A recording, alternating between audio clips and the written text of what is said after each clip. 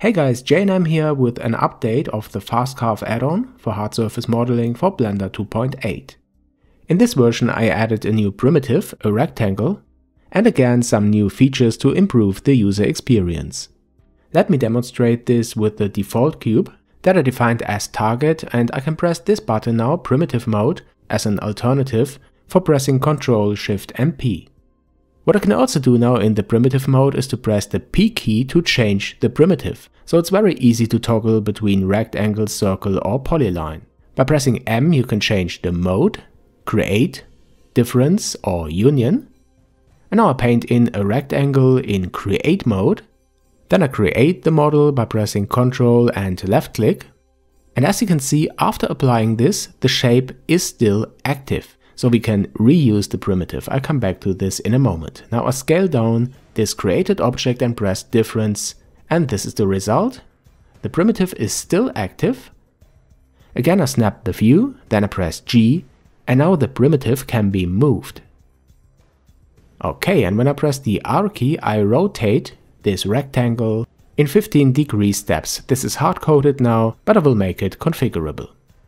The mode is create now, but I press the M key to change to difference, and again I press Ctrl and left click and subtract from the target.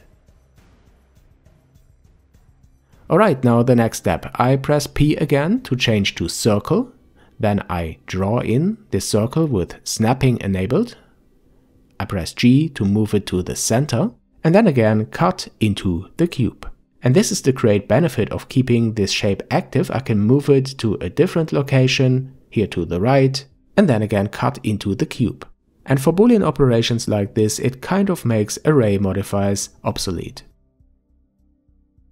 Then I symmetrize the mesh like I did in the previous part for the Y and the Z axis, and also add a bevel to the object.